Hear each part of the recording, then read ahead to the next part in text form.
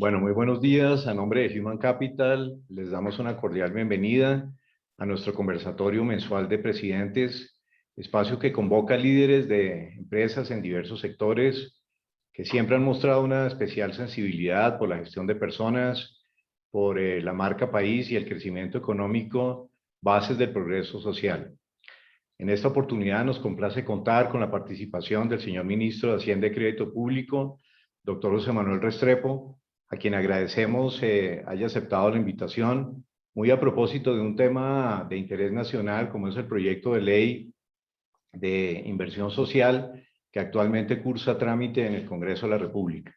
Bienvenido, señor ministro, y rompiendo un poco el protocolo, dado que es viernes, quisiéramos que usted mismo nos cuente quién es José Manuel Restrepo. Muchas gracias. Muchas gracias, tocayo. Un saludo también a Human Capital, a todos los presidentes de compañías aquí presentes. Me parece muy importante destacar lo que hacía José Manuel Lacosta, y es destacar su compromiso con el talento de su gente, con su gente. Yo creo que necesitamos empresas cada vez más comprometidas en esa idea de triple cuenta, comprometidas con las personas, con sus clientes, con los proveedores, con modelos de gobierno más abiertos, con lo que quisimos incluso y queremos que más empresas se vinculen a eso que llamamos las empresas de beneficio e interés colectivo, que se crean en este gobierno y a lo cual hago una invitación especial a todos y cada uno de los aquí presentes. ¿No? José Manuel Restrepo es un colombiano más, un ciudadano que entendió y que aceptó la invitación a servirle al país. Este es un momento en donde, un poco a la manera de la Madre Teresa, quien no vino al mundo para servir, no sirve para vivir. Hay que tener vocación de servicio y en mi caso en particular estoy convencido de que después de lo que uno afortunadamente ha recibido a lo largo de la vida, tiene que entregarle algo a Colombia. Y estamos aquí al mando de este propósito del proyecto de inversión social y en general al mando de la economía, buscando responder a las necesidades que reclama la gente, con sentido empático. La gente reclama empleo, la gente reclama oportunidades de desarrollo y de desarrollo empresarial. El microempresario necesita eso. La gente necesita también recursos para atender sus necesidades básicas. Y la gente está pidiendo también tener oportunidades de acceso a la educación superior de forma gratuita porque viene de familias vulnerables. Aquí estamos comprometidos entonces con ese propósito social desde la administración de la economía del país. Muchas gracias, ministro. Bueno, para nadie es un secreto que el gobierno nacional necesita recursos para financiar los diversos programas de inversión social, reducir la deuda pública, el déficit fiscal, incrementar la competitividad del país y, por supuesto, lograr la meta de crecimiento económico que no es de poca monta. ¿Cómo aporta el proyecto de reforma tributaria a este propósito global? No sé si, ministro, en 10 minutos podamos a los acá participantes dar una ilustración muy general. De una manera muy rápida, en 10 minutos. ¿Por qué estamos aquí? Estamos aquí porque después de haber tenido momento histórico, la cifra récord de crecimiento, el valor más alto para América Latina en 2019, y de la misma manera el mejor resultado en déficit fiscal, superávit fiscal primario y una estabilización de la deuda pública al 50%, nos llegó a ese enemigo invisible llamado pandemia COVID-19. Nos forzó a tomar decisiones dolorosas como el cierre de actividad productiva. Y la pandemia, pues obviamente dejó heridas y dejó cicatrices en pobreza, en inequidad, en desempleo, en destrucción del tejido empresarial. Pero también para enfrentar esa pandemia tuvimos que emprender un esfuerzo de casi el 11% del Producto Interno Bruto en una política contracíclica, que iba primero al tema de salud, vacunación, por ejemplo, pruebas, que iba también a acompañar a los más vulnerables. Es que para los aquí presentes, pues una pandemia es un problema, pero tenemos el ahorro con el cual sobrevivir al cierre de actividad productiva. Pero para una familia que no tiene ahorro, que vive del día a día, que vive en la informalidad, eso no es posible. Y también para evitar la destrucción de empleo con el subsidio a la nómina, con créditos garantizados hasta el 90%, entre otros temas. 11% del Producto Interno Bruto. Evidentemente, pues cerramos el 2020 como iba a suceder, cayendo al 6,8. No caímos al 11 del Perú, o al 10 de Argentina, o al 8,5 de México. Y no caímos allá por la política contracíclica. Pero esto tuvo un costo. Esto tuvo un costo en que reducir el ingreso, o sea, reducir los ingresos, afecta a la nación, generar más gasto afecta a la nación, y el resultado es que al cierre del 2020 se multiplicó más que por 3 el déficit fiscal y se incrementó la deuda pública al 65%, 15 puntos porcentuales. Menos que Estados Unidos y Reino Unido, pero somos un país de ingreso medio. La realidad entonces es que hoy enfrentamos una tríada de desafíos. El desafío social, que es atender a poblaciones vulnerables, de lo cual no nos podemos eximir, porque sin sostenibilidad social no hay crecimiento económico. El desafío del crecimiento de la economía, que es el que tú señalabas, José Manuel, y es cómo lograr que Colombia recupere lo perdido lo más rápidamente posible. Y el desafío de lo fiscal, lograr sostenibilidad en las finanzas públicas, reducir gradual y ordenadamente el déficit fiscal, generar superávit fiscal primario y también reducir el nivel de deuda pública. Este proyecto de inversión social va en esa dirección, por 3 columnas vertebrales. Una, porque propone una estrategia para invertir en el programa Ingreso Solidario, creciendo a casi 14 millones de colombianos beneficiados, buscando con eso que esas familias tengan una renta básica de emergencia, una renta que les permita atender sus necesidades del mercado, de servicios públicos. Segundo, tiene un propósito de darles gratuidad en la educación superior a las familias más vulnerables en instituciones de educación superior oficiales, porque no podemos dejar que esos jóvenes se pierdan y porque el talento humano de Colombia hay que desarrollarlo y hay que hacer el esfuerzo como política de Estado. En tercer lugar, necesitamos generar una respuesta a esa preocupación de la juventud, de empleo, de tener oportunidades laborales, con un subsidio a la nómina, un subsidio en beneficio también del sector empresarial que vincule personas a esas actividades productivas a través de asumir parte de los costos de seguridad social. Y finalmente, necesitamos hacer un esfuerzo, un subsidio a la nómina para los micro y pequeños empresarios, que permita que ese micro y pequeño empresario solvente sus necesidades de liquidez y atienda las preocupaciones que está teniendo en este momento. Con todo esto, más los programas sociales vigentes, se beneficiarían 25 millones de colombianos, la mitad de la población del país, porque la sostenibilidad social es el corazón de esta iniciativa. Lo segundo, ¿cómo generar entonces fuentes para lo anterior? Primero, por la vía del ejemplo, austeridad en el gasto público, un compromiso de generar recursos hasta por 1.9 billones de pesos anualmente, disminuyendo o limitando crecimientos en adquisición de bienes y servicios, en viáticos, en vehículos, en impresión, en publicidad, en combustibles, en general, en costos que se puedan reducir o disminuir. Segundo, luchando contra ese cáncer de corrupción en las finanzas públicas que se llama la evasión fiscal. Porque la evasión fiscal hay que enfrentarla. Algunos hablan del 4% del PIB. Aquí hemos venido haciendo un esfuerzo muy importante. En el 2017 recogíamos 7 billones de pesos en lucha contra la evasión. En el 2018, 9.6. En el 2019, 13.6. En el 2020, 13 billones en pleno año de pandemia. Y en el 2021 llevamos recogidos 9.6 billones de pesos. Vamos a llegar a 16 seguramente este año. Con instrumentos concretos, cláusula antiabuso, determinación de proveedores ficticios, control de deducciones y descuentos, control de entidades sin ánimo de lucro. Algunas tristemente se han mal utilizado para este fin. Y en esta propuesta le incluimos crecer en el sistema de factura electrónica, avanzar en el tema de facturación compulsiva o sugerida para llegarle al potencial evasor con su declaración armada, con la potestad para expedir un RUT y hacerlo, facturando renta, es decir, que la declaración se convierta en un título de valor que se pueda cobrar entre 6 y 8 meses y no entre 6 y 8 años, desincentivando al evasor, y con una estrategia de detectar beneficiarios finales.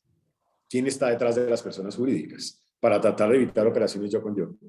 Y el otro 69% del recaudo de esta iniciativa está en la expresión de ustedes como empresarios, que fue expresada públicamente por varios de los gremios, el Consejo Gremial y otros, en donde el sector empresarial está dispuesto a reducir parte de los beneficios que se tenían en la Ley de Crecimiento del 2019 y de esa manera contribuir a esta sostenibilidad social con sentido de grandeza, con sentido solidario, porque este es un momento donde se necesita actuar de esa manera. Por eso, No se llega al 100% de descuento en ICA, en renta, por eso no se da la reducción en la tasa corporativa, se establece una tasa corporativa de 35%, por eso el sector financiero pone 3 puntos adicionales en sobretasa en renta por 5 años. Y también se incorpora una estrategia de normalización tributaria. Esa estrategia para atraer capitales que están en el exterior. Eso hace referencia a esta fuente de recursos permanentes de 15.2 billones de pesos, que es el camino para lograr sostenibilidad social, pero también sostenibilidad fiscal. Y el tercer desafío que tenemos es el de la reactivación y el crecimiento. Ya estamos dando resultados muy positivos.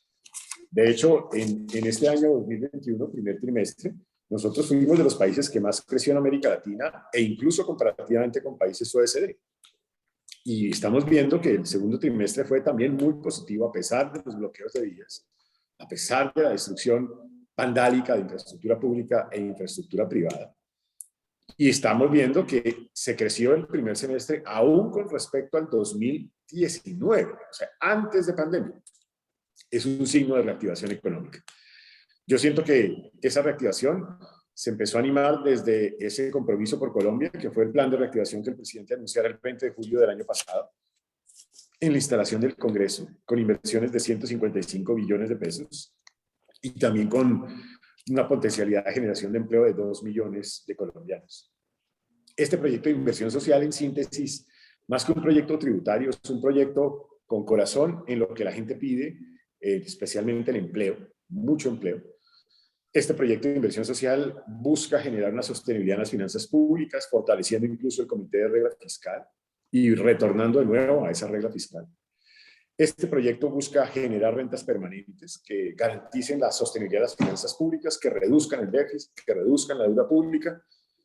Y este proyecto contribuye también al proceso de reactivación económica, que siento yo es el camino a través del cual podemos soñar con este 6% o más en este año 2021 y ese 4.3% en el año 2022. Lo resumiría de esa manera y como ya se acabaron los 10 minutos, yo creo que a partir de aquí podemos arrancar una conversación. Gracias. Bueno, ministro, uno de los temas que toca sin duda es el tema del empleo y creo que uno de los grandes lastres que nos deja esta coyuntura tan compleja de la pandemia pues fue la afectación del empleo. Un poco la pregunta sería qué expectativas reales deberíamos tener, no solamente en torno a la recuperación de los empleos perdidos, sino también a la generación de nuevos empleos, cuando sin duda pues una gran parte de la carga fiscal, por supuesto, de alguna manera está planteado que repose en las empresas. A ver, materia de empleo. El empleo hay que generarlo y hay que generar los instrumentos para hacerlo. En abril del 2020 nosotros perdíamos 5.4 millones de empleos. En el último mes nosotros hemos recuperado poco más de 4 millones de empleos. Es decir, todavía tenemos pendiente 1.5 aproximadamente millones de empleos para ser generados. ¿Qué tenemos para ese propósito? Primero, una estrategia llamada Compromiso por Colombia, que tiene el propósito de generar hasta 2 millones de empleos formales, con inversiones del orden de 155 billones de pesos, en varios frentes. Uno, proyectos de crecimiento limpio.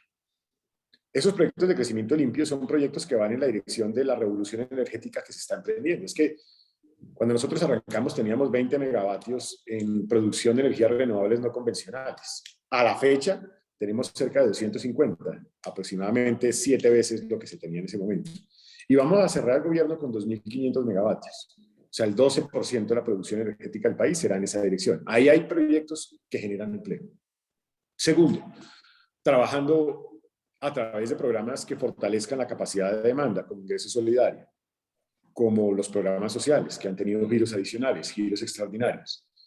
Todos esos programas, llegando a cerca de 25 millones de colombianos, que es la apuesta del proyecto de inversión social, nos van a permitir generar una activación también de demanda, que es importante para generar empleo. Tercero, acelerando la inversión en la Colombia rural, particularmente a través de la inversión en municipios PEDET, más de 2 billones de pesos. Todo esto en el marco de ese propósito de paz con legalidad del acuerdo. Y también en toda la estrategia de reactivación de crecimiento. particularmente en sectores como la construcción, vivienda. Vivienda hoy tiene cifras récord en ventas. Construcción está acelerando toda la estrategia de concluir, que lidera la ministra Ángela Orozco. Ya arrancamos en 5G, avanzamos ya en proyectos que se han venido estructurando por cerca de 5 billones de dólares en lo que es 5G, y en 4G 20 de 29 proyectos ya están en ejecución. Importante decir también que aquí se incluyen otros sectores, como el sector de tecnologías de información y comunicación, que avanzó con su ley TIC, que abrió una serie de facilidades e instrumentos para ese propósito. Y este proyecto de ley de inversión social contempla otros incentivos. El incentivo de cubrir el 100% de la seguridad social a través de un programa que beneficia a los jóvenes de 18 a 28 años.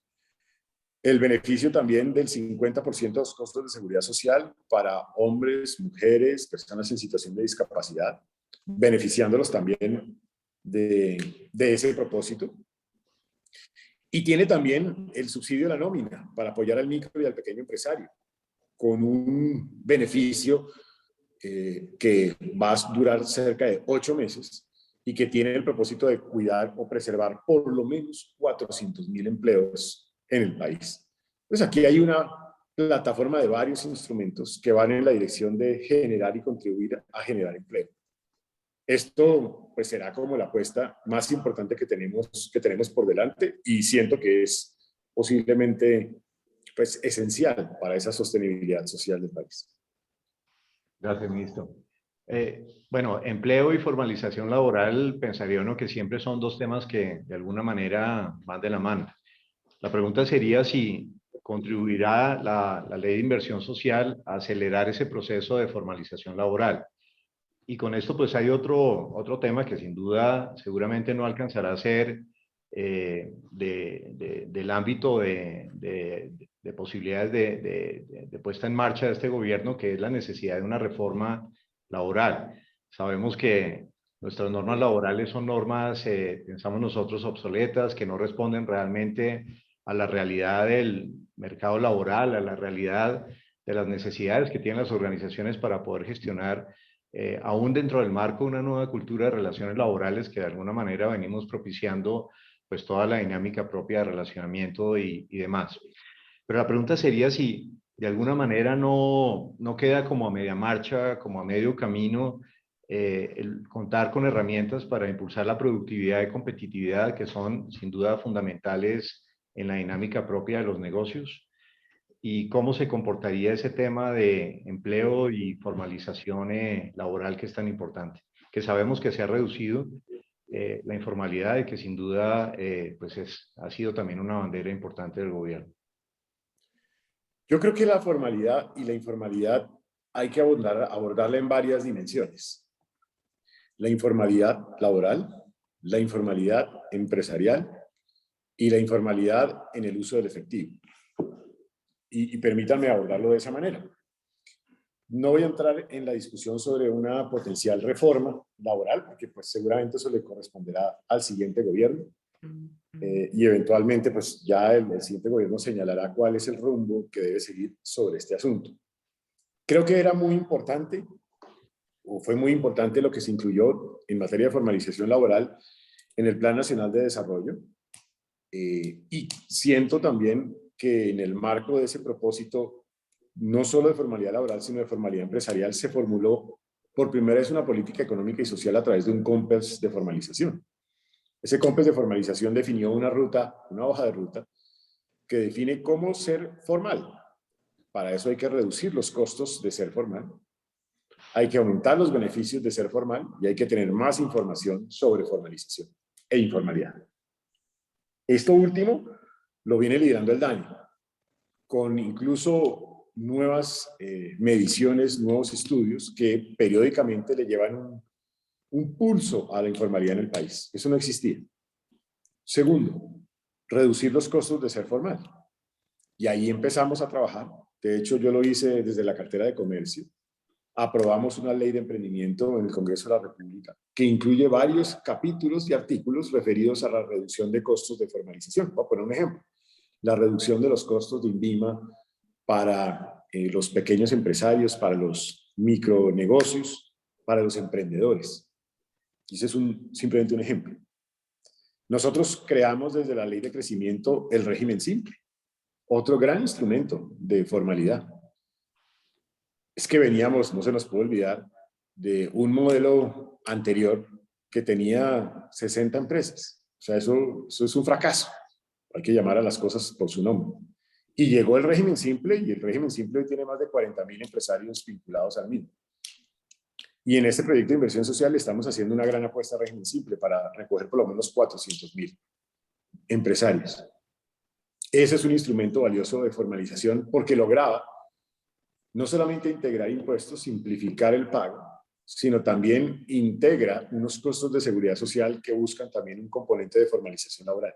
La formalización, en general, no es un proceso de blanco y negro, o sea, es un camino gradual que se va construyendo. Digamos que el camino hay que empezar a construir. Y lo otro era los beneficios de la formalidad y cómo dar beneficios a través de líneas de crédito.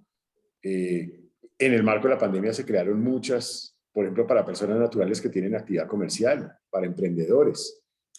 Con Impulsa desarrollamos montones de instrumentos adicionales, muy utilizados. Con el Fondo Nacional de Garantías, el crecimiento del Fondo Nacional de Garantías ha sido brutal. Claro, la pandemia ayudó, pero aún antes de pandemia venía creciendo, enviando ese mensaje de formalización. Yo creo que ahí están algunos de los caminos. Y la informalización también en el uso de efectivo es tratar de fortalecer una economía en donde no se utilice el efectivo de forma recurrente, sino que se formalice, digamos, el uso a través de otros medios y que se bancarice también los recursos en la economía. Eso se ha venido avanzando primero desde la Comisión de Mercado de Capitales y ahora desde la Ley de Mercado de Capitales, que ya hace tránsito en el Congreso de la República, que tiene instrumentos de formalización en esa materia. De hecho, incluso en medio de la pandemia dimos un salto cualitativo en bancarización impresionante en la economía. Entonces, ahí también hay un camino adicional que se ha venido construyendo. La pandemia dejó heridas, pero también dejó oportunidades. Yo siento que hay que seguir en esta senda y repito, en este caso particular, el proyecto de ley de inversión social reconoce la importancia de este compromiso y lo hace fortaleciendo especialmente el régimen simple. Muy bien. Ministro, antes de dar la palabra a siete líderes que tienen una pregunta muy concreta alrededor del proyecto de ley de inversión, tocó usted un tema que nos parece fundamental y que es además uno de los pilares del proyecto de reforma, que es el control a la evasión. Y uno diría que típicamente el tema de la evasión sería endurecer la fiscalización, que es lo que habitualmente se ha hecho. Y hay todo un cambio seguramente cultural que no se logra de la noche a la mañana, pero un poco la pregunta sería, en esta coyuntura particular y sabiendo la complejidad y las dificultades que diversas empresas tuvieron en casi todos los sectores de la economía, ¿se ha pensado, resultaría factible incluir en el proyecto algún otro tipo de mecanismo, sea vía alivios o sea vía incentivos, que permitieran facilitar el pago de las obligaciones fiscales, pero no solamente para quienes se acogieron a la llamada ley de insolvencia, sino para otro tipo de organizaciones que dicen, oiga, quiero pagar, pero pues definitivamente mi caja se pudo ver afectada y esto podría tener que ver con temas como condonar sanciones o bajar intereses o incluso a veces flexibilizar los requisitos que seguramente permitan llegar a acuerdos con la DIAN, que entre otras cosas pensaría uno desde afuera que dentro de la expectativa de recaudo del Estado, pues esta podría ser una fuente, porque no todo el que no paga es porque no quiere hacerlo, porque quiere evadir, sino seguramente porque puede tener, entre otras cosas, otras prioridades que podrían estar asociadas a salvar su empresa y a salvar los empleos. ¿Se prevé algo en ese sentido, digamos, en lo que se viene discutiendo y en lo que seguramente el gobierno tiene interés en que se apruebe? Bueno, me parece una buena pregunta. Lo primero es que contra la evasión hay que ejercer todo el peso de la ley que se pueda. Es decir, aquí no voy a tener contemplaciones contra los evasores fiscales. Y eso lo digo abiertamente. Ninguna contemplación. Por el contrario, vamos a perseguir al evasor hasta donde sea posible. Distinto es aquel que ha tenido una dificultad y que no ha tenido, digamos, que tiene alguna problemática con el cual realizar un pago. Para ese fin, este proyecto de ley tiene una mano tendida, en el sentido de que incluye 4 artículos de facilidades de pago y 4 artículos que van en la dirección de buscar reducción de sanciones y tasa moratoria para obligaciones en mora 30 de junio y que se han visto afectadas esas empresas por la emergencia del COVID-19. Segundo, también se le dan facultades a la DIAN para conciliar obligaciones que están en este momento en procesos contenciosos administrativos con posibles elementos y posibilidades de conciliación, tanto si el proceso está arrancando como si el proceso está en segunda instancia o aún en resolución y auto. Tiene también un capítulo de terminación por mutuo acuerdo de procesos administrativos, tributarios, aduaneros y cambiarios, hasta un periodo de tiempo. Y también tiene un beneficio de auditoría, es un componente adicional, llamémoslo, de esta iniciativa. Son 4 instrumentos que buscan tener esa mano tendida para apoyar a esos sectores afectados. Quien sea un evasor sí tendrá todo el peso de la ley detrás. En otras palabras, habremos de trabajar duro en sistema de factura electrónica para detectar al evasor. Avanzaremos en nuevos acuerdos internacionales. Ya tenemos 120 intercambios de información internacional. Con esa información vamos a ir detrás del evasor. Como ya lo dije, le llegaremos con su declaración de renta armada, armadita, y con el RUT, porque le vamos a tener atribuciones de que el RUT lo sacamos nosotros, y convertimos esa declaración de renta en un proceso ejecutivo, en un título ejecutivo, y lo podemos cobrar rápido. Luego hay que desincentivar a ese tipo de evasores. Y lo otro es el sistema de beneficiarios finales, que es muy importante, ha sido muy exitoso en otros países en el mundo, y yo siento que con esto vamos por buena vía. Efectivamente, esas facilidades de pago, que es el capítulo que señalaba anteriormente, generan unos ingresos estimados del orden de 0.6 billones de pesos en los próximos 12 meses y van en línea con ese propósito de recaudar, por un lado, pero simultáneamente también tener el cuidado de ayudar a esos sectores afectados. Muy bien, muchas gracias. Pues vamos a dar pie a las preguntas que tienen integrantes de este conversatorio, líderes empresariales, sobre temas de interés común. Bueno, muchísimas gracias, José Manuel. Ministro, muchísimas gracias por ese resumen que nos hace sobre el proyecto. Nos parece que es muy necesario en este momento para el país. Mi inquietud va justamente en torno al objetivo que tiene de recaudo esta reforma. Esta reforma usted nos mencionaba que espera recaudar alrededor de 15.2 billones. El proyecto anterior que generó toda la polémica esperaba recaudar 30 billones, o sea, el doble. ¿Cómo ha pensado el gobierno cubrir ese déficit que tiene con respecto a la necesidad actual de caja que tenemos, si no es una reforma estructural? Porque la mayor preocupación es que esta no es una reforma estructural como estaba planteada la anterior. A ver, es muy importante como entender cuál es el propósito de la reforma y cómo está concebida. Esta reforma, con este recaudo, nos permite varias cosas. Uno, reducir el déficit fiscal, reducirlo de forma gradual y ordenada hasta llegar a 2.7% en los próximos años. Generar un superávit fiscal primario, un superávit fiscal que se generaría entre 2024 y 2025.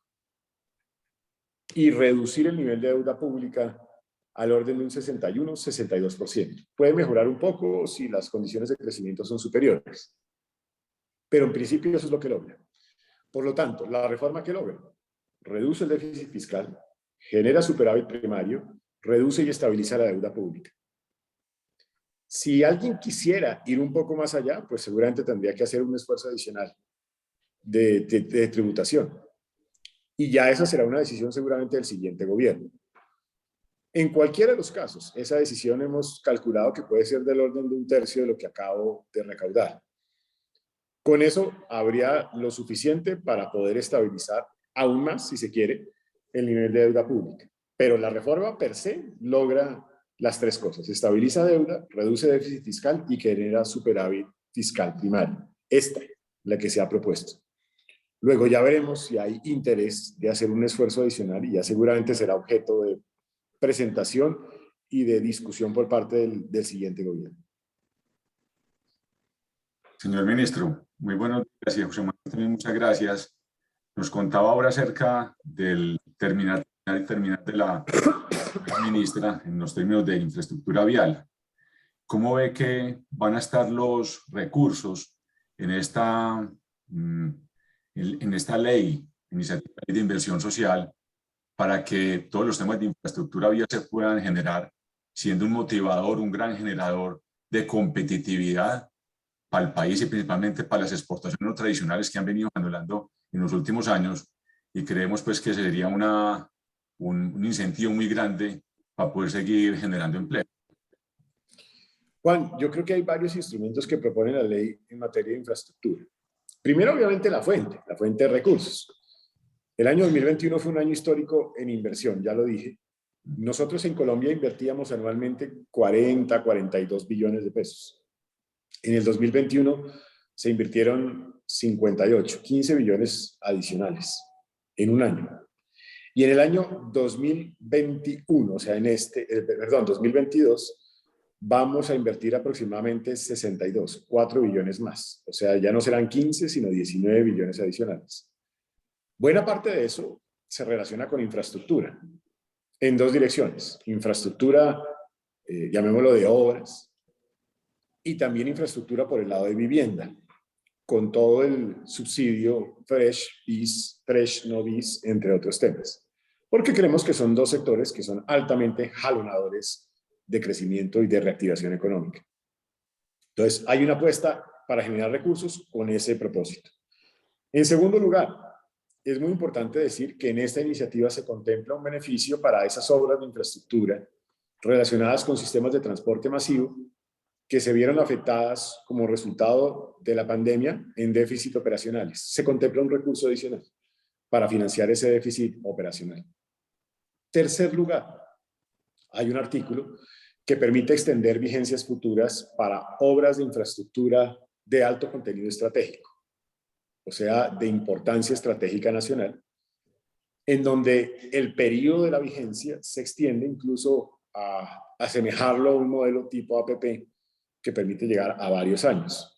Esto facilita la inversión en vigencia futura de ese tipo de proyectos, previo a obvio estudio por parte del CONFIS, para ese fin. Entonces, eso también se contempla. El proyecto contempla también unas facilidades de créditos de reactivación para entes territoriales, flexibilizando el acceso al mismo, especialmente con base en los decretos legislativos que ya habían contemplado eso en el marco de la emergencia económica, y tiene el propósito también de que esos entes territoriales tengan recursos adicionales para invertir en infraestructura de distinto tipo. Creo que esos son algunos de los instrumentos que incluye esta ley de inversión de cara a este tema particularmente hablando. Señor ministro Manuel Obregón de Chop Seguros Colombia, pues yo creo que todo el sector empresarial está comprometido y entiende la necesidad de la reforma tributaria. Sin embargo, para el caso de empresas multinacionales, existe preocupación en que la magnitud del incremento de la tasa impositiva haga que nuestro país ya no sea atractivo para expandir o crear nuevas empresas. ¿Qué consideraciones ha tenido el gobierno con relación a este tema? Yo creo que tres consideraciones. La primera es, cuando se hace la propuesta, primero se hace en conjunto con el sector empresarial, no se hace a espaldas del sector empresarial. Esa propuesta, cuando yo comparo la tasa efectiva de tributación de renta del 2018 versus la del 2022 con la reforma, la del 2022 es inferior a la del 2018. Claro, no va a ser lo mismo que teníamos estimado con la ley de crecimiento, pero sí es inferior. Es decir, hay un compromiso de reducción. ¿Por qué razón, Manuel? Porque la tasa efectiva de tributación de renta tiene en consideración otros beneficios. Y aquí sostenemos varios. Sostenemos, por ejemplo, el descuento de IVA en bienes de capital, que es muy costoso y que es un instrumento que va en la dirección de reducir esas tasas efectivas de tributación. Segundo, porque mantenemos el descuento de ICA en renta, no al 100, como se había previsto hacerlo hacia el futuro, sino al 50, lo cual es mejor de lo que teníamos en el 18, donde no era descuento, sino deducción. Luego es otro beneficio. Tercero, porque sostenemos otros beneficios adicionales, que incluye la ley de crecimiento. En algunos sectores, en donde incluso se habló de tasas cero, zonas CESE, zonas francas, y otros instrumentos que siguen vigentes. Por eso la tasa efectiva de tributación en renta del 18 versus 2022 tiene una reducción, a pesar de esta decisión. Luego eso se ha tenido en cuenta. Segunda cosa que se ha tenido en cuenta. Hemos tratado de ser o lograr un equilibrio competitivo, no modificando el impuesto al patrimonio y el impuesto a los dividendos. ¿Por qué? Para tratar de sostener el beneficio de cara al inversionista. Si bien se sube el corporativo, no se afecta al inversionista. Es un compromiso que también tuvimos en esta presentación de este proyecto. Y tercero, yo insisto, porque también aquí se necesita sentido de grandeza. Y la grandeza también la tienen que expresar todos los sectores empresariales, aún las multinacionales. Este es un momento en donde necesitamos ese sentido de grandeza, porque la realidad del país, desde lo social y también desde su propio impacto en el marco de una pandemia, pues reclama y clama que en este momento complejo de la vida económica, llamémoslo al país, esos que han tenido posibilidades y oportunidades, aún incluso en el marco de la pandemia, puedan ser contribuyentes solidarios en el momento que estamos viviendo como nación.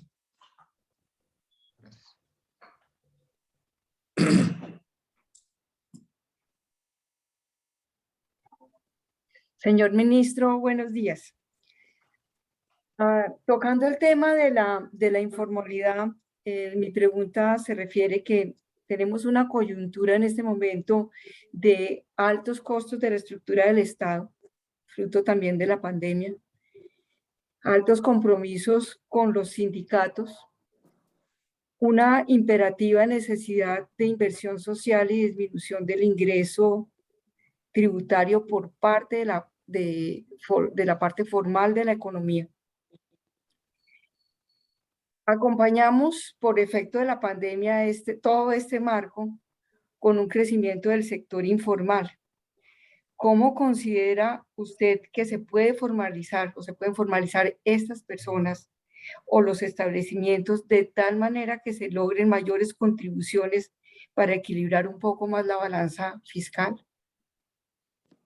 Marta, ese es como un poco la continuidad de la pregunta que señalaba José Manuel de cómo avanzar en formalización empresarial. Y allí la respuesta que está proponiendo este régimen de inversión social, que no es la única, es fortalecer ese instrumento de régimen simple. Un instrumento que ha demostrado su bondad para enfrentar esos niveles de informalidad, sabiendo que la informalidad no se soluciona de la noche a la mañana tampoco, pero que a través de ese instrumento logramos reducir los costos de la formalidad al integrar, repito, impuestos, al incorporar beneficios de seguridad social, al facilitarle la vida a ese sector empresarial. Simultáneamente con esto, hay una tarea en la cual están embarcados varios sectores, varias carteras, denominado un programa de economía para la gente, donde está el DPS, Ministerio de Comercio, Ministerio de Agricultura, Ministerio de Cultura, en donde hay toda una estrategia para hacerle seguimiento casi que unidad productiva por unidad productiva e irlos conquistando para la formalidad a través de instrumentos de distinto tipo, sobre todo incentivos, sobre todo acompañamiento, que lo que buscan es eso, recoger a ese micronegocio que está en informalidad y empezar a llevarlo gradualmente a la formalización empresarial. Hay que hacerlo. Y hay que hacer este esfuerzo también de la mano de luchar contra la evasión, porque es otra manera de generar ingresos. También hay que hacerlo. Me parece que es un camino que hay que ir recorriendo porque, como tú dices, es una fuente que está ahí con potencialidad de acompañar, pero que hay que atraer al mundo de lo formal. Gracias. Muy buenos días, señor ministro. La reactivación ya se está logrando a través de la gran masa de las MIPYMES. En mi sector, esos son los supermercados de barrio, los minimercados. Para ellos se está proponiendo incrementar la renta en un porcentaje igual que el de las grandes empresas. ¿Valdría la pena pensar en proponer una tarifa diferencial balanceando eso de pronto contra que sí se logre la mayor recuperación económica? Manuel, una cosa importante allí es que yo de entrada simplemente señalaría lo siguiente. Yo creo que la tarifa corporativa tiene una progresividad natural. O sea, una tarifa corporativa grava más en valor absoluto a quien más da y grava menos a quien menos da. O sea, es progresivo per se. Segundo, la modificación de la tarifa, realmente sus efectos operarán en 2023. De aquí a allá, pues seguramente ya estaremos todos reactivados, porque el impacto no será grande antes, en la medida en la cual ustedes saben que las tarifas impositivas operan desde el año subsiguiente al momento en el cual se implemente la ley. Pero a pesar de eso, y siendo conscientes de esa diferencialidad, es que vimos o tomamos la decisión de ampliar el umbral del régimen simple, buscando que hubiera la posibilidad de nuevos empresarios de involucrarse dentro del mismo. Ese incremento en el umbral nos permite llegar al 97% del micro y del pequeño empresario en régimen simple. Y eso nos permite también recoger por lo menos 400,000 micro y pequeños empresarios. La invitación es a que utilicemos ese instrumento que ya está aprobado y que permite manejar esa diferencialidad. Hay que evitar, Manuel, que por la vía de una tasa diferencial en un modelo distinto, terminemos en un pitufeo empresarial, en donde la empresa se distribuye en varias unidades productivas, todas micro, aprovechar una tasa.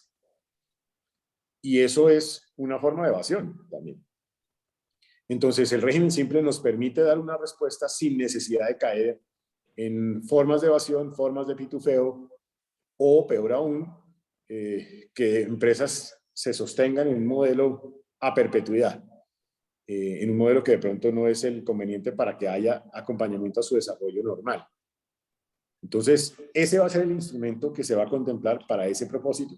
Así lo hemos contemplado en la propuesta que fue aprobada en las comisiones terceras y cuartas. Ministro José Manuel, un gusto saludarlo. Mi pregunta va más asociada también a un tema de apoyo a aquellas personas que resultaron afectadas con la pandemia. Tal vez lo hemos conversado. Como usted lo mencionaba, se perdieron 5.4 millones de empleos, de los cuales están por recuperar 1.5. Se ha hecho una labor extraordinaria, pero mucha gente que no es de la clase social vulnerable también quedó afectada. Estratos socioeconómicos diferentes que no recibieron los apoyos que efectivamente logró el gobierno a través de los programas como Jóvenes en Acción y Familias en Acción, impactando a más de 3 millones de personas favorablemente. La pregunta es, ¿convendría que permita retirar los ahorros de los fondos voluntarios de pensiones o de los fondos institucionales, que finalmente son ahorros también para las necesidades cuando una persona sale de su empleo, reduciendo los requisitos y seguramente con un impuesto del 1% que puede ser un anticipo al patrimonio? Las ventajas son, primero, eso puede entrar al sistema a mayor consumo, aumento de la productividad a causa de ese mayor consumo, generación de empleo, que es hacia donde va la reforma tributaria, mejoramiento de los resultados de las empresas, y ese mejoramiento de los resultados de las empresas a través de esa productividad, pues genera una mayor renta que va a ser grabada con el 35%, por lo tanto mayor recaudo tributario por el gobierno. Entonces mi pregunta es si se considera que eso podría ser conveniente y si puede ser hasta por decreto, no estoy seguro. Gracias, Mauricio. Con un saludo cordial. Esta idea se ha explorado desde el primer momento, incluso en el marco del decreto de emergencia económica. En aquel momento se pensó en el tema pensional y se pensó en el tema de cesantías. Se dio un paso en el tema de cesantías, no en el tema pensional, aún siendo pensiones voluntarias. Esta iniciativa, como principio general, ha tratado de no tocar absolutamente nada de personas naturales. Casi que es un principio de actuación de la iniciativa. Y vamos a tratar de sostenernos en esa dirección. No lo estamos tocando, justamente para motivar también reactivación por la vía de personas naturales. Entiendo perfectamente la propuesta. Esta iniciativa contempla otros mecanismos de reactivación de consumo. por la vía del modelo de día sin IVA, que incluso lo extendemos a compras en efectivo con factura electrónica. Tiene medidas de incentivo en generación de empleo, tiene medidas de incentivo en demanda a través de ingreso solidario, entre otros temas. La iniciativa que planteas tú es una iniciativa que tiene un profundo debate, no solamente a nivel de gobierno, sino a nivel de Congreso de la República. Desde el punto de vista de pensiones obligatorias, Chile lo hizo, Perú lo hizo. Colombia lo pensó, lo estudió y tomó la decisión de no hacerlo en ese caso particular, por cuanto se consideró que no era conveniente estimular consumo disminuyendo ahorro en pensiones, habiendo otros mecanismos para impulsar consumo y reactivación. Reactivación que ya se está dando, incluso en consumo. De hecho, el consumo, como lo señala la firma Radar, y los indicadores de confianza comercial así lo indican, pues ya muestran un proceso de reactivación muy significativo. No digo que no, desde el punto de vista de pensiones voluntarias, pero hay un debate y el Congreso de la República también tiene unas dudas sobre este tipo de mecanismos de aprovechar ahorros, así sean voluntarios, para generar medidas de activación de consumo. El Congreso hasta el momento prefiere seguir otras vías para activar consumo y como está viendo las cifras de reactivación en materia de consumo que ya se están dando, pues tiene cierta tranquilidad en la forma como se han venido dando. Sin embargo, no lo dejo totalmente simplemente descartado, sino lo dejo como una iniciativa que en un momento determinado uno pueda seguir estudiando.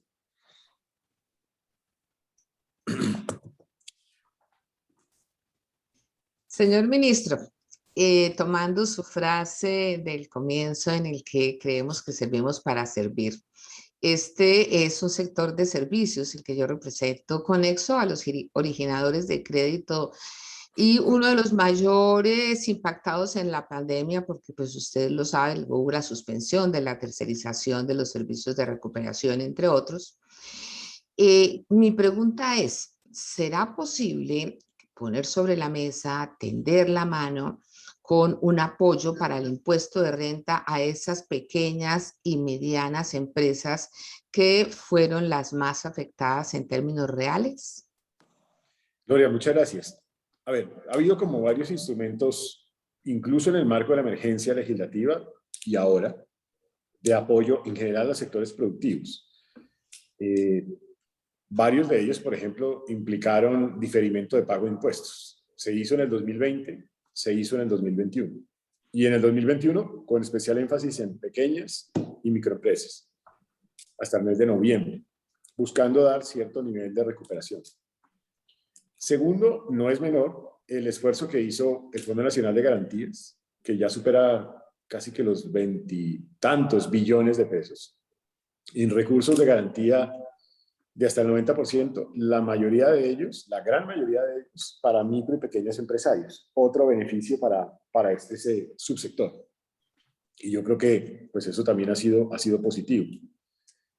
Particularmente en este modelo, pues se extiende, como ya lo dije, el beneficio del régimen simple, buscando apoyar al micro y al pequeño empresario.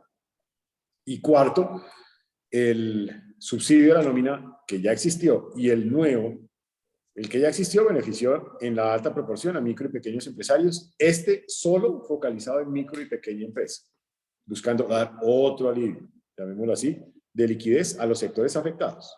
No todos han sido afectados. La verdad es que ya hay muchos sectores que están creciendo al ritmo del 2019, muchos sectores.